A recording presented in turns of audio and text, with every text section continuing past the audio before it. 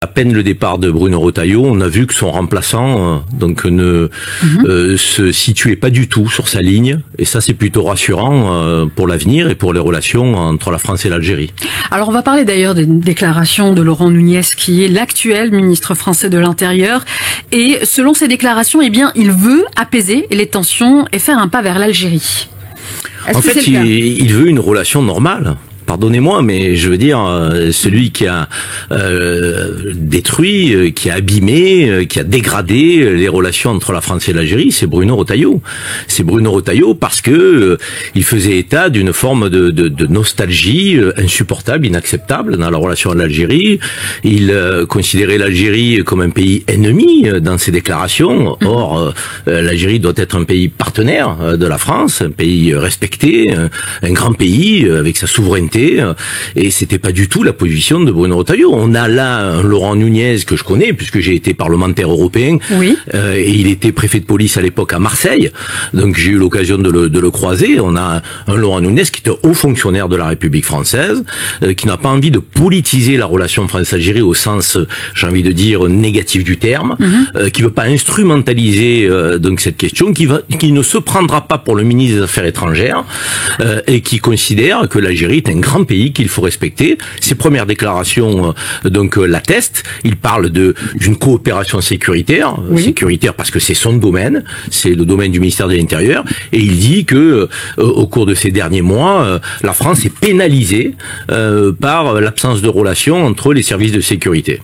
Et en quoi d'ailleurs, quel est l'autre impact du gel des relations entre l'Algérie et la France? Quel impact ça a eu sur la France déjà? Des impacts à tous les niveaux. Quand vous avez une relation, je dirais, économique qui est installée depuis des décennies avec des entreprises françaises qui travaillaient avec des entreprises algériennes. Prenez l'exemple du blé, pour ne rester que sur cet exemple-là. Le blé, ça représentait 1 milliard par an de rentrée financière pour l'économie française, puisque l'Algérie importait du blé français. À partir du moment où on a un Bruno Retailleau qui a voulu créer des tensions plutôt que de la coopération, on a un blé aujourd'hui qui vient de Russie ou d'un autre pays. C'est 1 milliard de pertes. Mais je pourrais donner des exemples multiples. Les 450 entreprises françaises installées en Algérie, Michel Bizac, qui est leur représentant en Algérie, le dit souvent. Il a déploré la position de Bruno Retailleau parce qu'il expliquait que ça ne servait pas les intérêts économiques français. Ensuite, il y a les enjeux aussi de migration, de déplacement. Moi, j'ai trouvé scandaleux les directives de Bruno Retailleau au préfet en France. Donc, pour pénaliser et sanctionner les Algériens qui bénéficiaient d'une installation normale, qui travaillaient, respectaient les lois de la République et qui se voyaient retardés dans le renouvellement de leur carte de résidence, qui se voyaient, je dirais, embêtés administrativement, volontairement.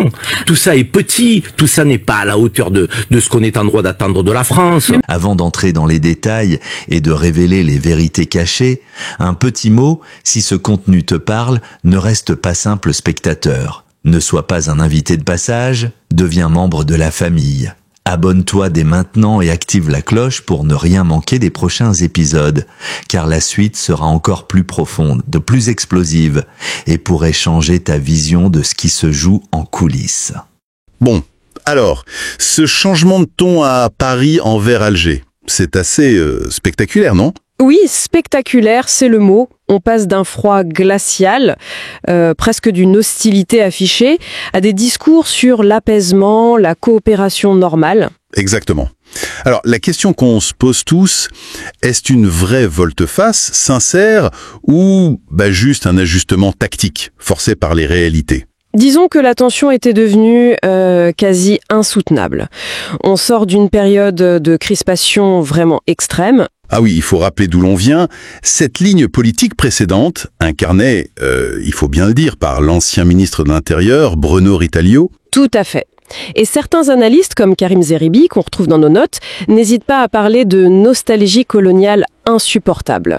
Carrément, jusqu'à considérer Alger comme un pays ennemi, selon ces analyses. C'était une impasse totale, en fait. Complètement. Une vision qui niait toute possibilité de partenariat respectueux basé sur la souveraineté. Et c'est là qu'arrive le nouveau locataire de Beauvau, Laurent Nunez, avec ces mots très précis, apaisement, coopération normale. Oui, et son profil est intéressant. C'est un haut fonctionnaire, un grand commis de Veta, ancien préfet, notamment à Marseille d'ailleurs. Ah oui? Oui, Zeribi le mentionne, il l'a connu là-bas. On le décrit comme moins idéologue, plus pragmatique, moins dans la politique politicienne sur ce dossier peut-être. Et il met tout de suite l'accent sur la coopération sécuritaire, logique vu son ministère. Exactement.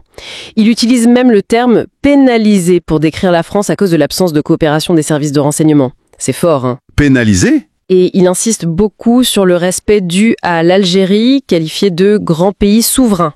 Changement de lexique notable. Bon, profil techno, pragmatique, ok, mais soyons lucides 2 secondes. Est-ce que ce n'est pas juste cosmétique, tout ça, Puccio? C'est la question. Un ministre de l'Intérieur seul peut-il vraiment redéfinir une relation aussi complexe, aussi chargée d'histoire? C'est traditionnellement le Quai d'Orsay qui gère ça, non? Oui, en théorie. Ou alors, est-ce que c'est pas simplement admettre, à demi-mot, que la posture d'avant, celle de la confrontation, était devenue intenable, et surtout, ruineuse? C'est exactement ce qui ressort quand on regarde les faits.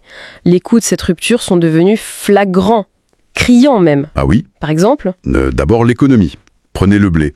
L'Algérie, c'était un marché énorme pour le blé français.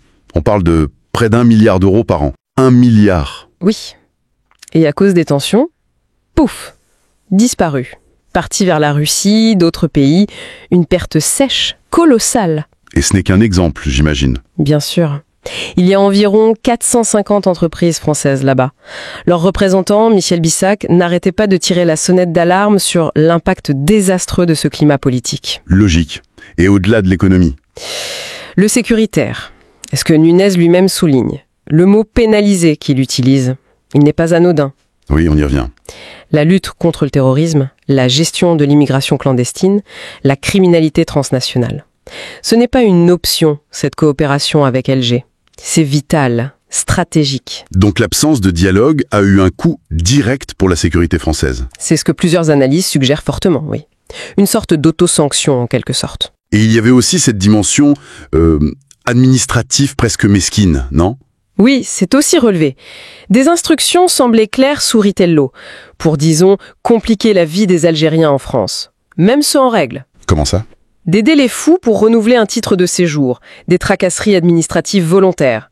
Ce sont les termes employés dans certains rapports. C'est assez incroyable. Oui, qualifié de politique petite, indignée des enjeux, et totalement contre-productif au final. Pendant ce temps, pendant que Paris jouait cette carte de la tension jusqu'à ces tracasseries, Alger, elle faisait quoi? Elle subissait en silence? Ah non, loin de là. C'est ça qui est crucial. L'Algérie, elle, a continué son chemin. Elle a consolidé son statut. C'est-à-dire? Elle s'est affirmée comme une puissance régionale incontournable. Elle a diversifié ses partenaires. Russie, Chine, les accords récents le montrent. Oui. Son influence grandit, que ce soit à l'Union africaine ou dans le Sahel, où elle est un acteur absolument clé. Et en Méditerranée aussi, j'imagine, avec le gaz, notamment. Exactement. Sécurité maritime, énergie. Son poids est devenu central. Le gaz algérien dans le contexte actuel, c'est évidemment stratégique. Et ça contraste avec la position française en Afrique, qui a connu quelques revers, Mali, Niger. Oui, le contraste est assez net. Ajoutez à ça les relations tendues avec le Maroc sur le Sahara occidental. Objectivement, Paris s'est retrouvé plus isolé sur certains dossiers nord-africains et sahéliens. Donc, si je résume bien le paradoxe, la France, après avoir joué les gros bras avec cette nostalgie coloniale dont parlait Zeribi, oui, se retrouve aujourd'hui à avoir désespérément besoin de l'Algérie, pour le gaz, pour le renseignement, pour la stabilité régionale. C'est exactement ça. Le pays ennemi d'hier devient le partenaire indispensable de demain. L'ironie est mordante. C'est le cœur de la réévaluation à Paris. Et attention, ce n'est pas sentimental, hein. Oubliez la repentance ou l'affection soudaine. Ah non, ça on avait compris. C'est du réalisme stratégique pur et dur, froid. Une crise de conscience, peut-être tardive, oui, mais une prise de conscience quand même. Que la confrontation était coûteuse et inefficace. Exactement. Et que l'époque où Paris pouvait traiter Alger avec condescendance est révolue, définitivement. L'Algérie d'aujourd'hui n'est plus celle d'hier. Non, c'est un acteur majeur. Point énergétique, armée moderne, diplomatie décomplexée.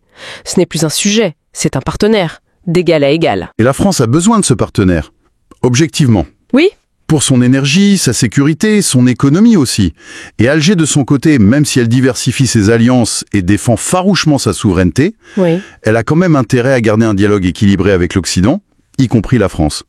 Donc on assiste peut-être à la naissance forcée d'un nouveau réalisme franco-algérien. Un réalisme basé sur les intérêts mutuels et les rapports de force réels. C'est ça, lucide, froid. D'accord, admettons ce réalisme, mais est-ce que ça peut tenir ? Vraiment tenir ? C'est toute la question. Face à l'histoire, aux mémoires blessées des deux côtés, et surtout face aux pressions politiques internes en France, la droite dure, l'extrême droite. Qui sont toujours prêtes à souffler sur les braises de cet imaginaire colonial, comme disent les analystes. Oui, c'est le gros point d'interrogation. Jusqu'où ira cette volonté de respect mutuel ? Est-ce une vraie normalisation, profonde ou juste une trêve ? Un mariage de raison dicté par l'urgence ? Ça semble fragile, non ? C'est l'hypothèque majeure, oui.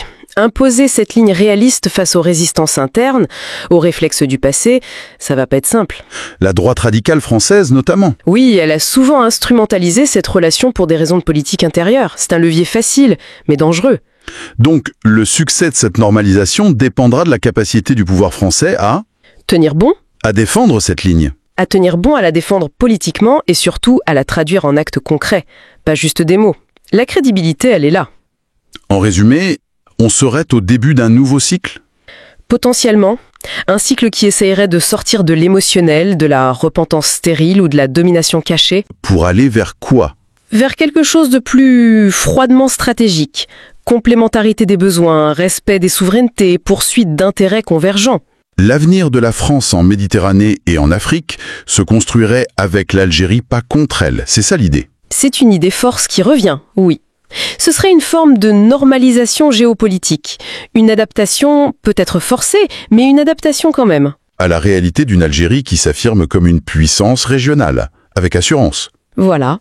Une puissance méditerranéenne qui redessine les équilibres. Normalisation géopolitique, c'est bien dit. Mais cette nouvelle ère de réalisme, de respect, aussi logique soit-elle sur le papier, est-ce qu'elle résistera aux passions ? Ah, les passions. Les vieux démons, les crispations politiques en France, les soubresauts de l'histoire. Tout ça peut faire exploser cette belle mécanique pragmatique à la première secousse, non ? Le risque est réel, évidemment. La question de fond finalement, c'est peut-être, est-ce que la France est psychologiquement prête, vraiment prête, Prête à quoi ? à considérer l'Algérie non plus comme un problème, un héritage colonial ou un voisin difficile, mais comme ce qu'elle est, une puissance égale, souveraine, un acteur sur la scène mondiale. Au-delà des discours de circonstances. Exactement. Tout le pari, tout l'enjeu, il est peut-être là, dans cette capacité à changer de regard. Vraiment.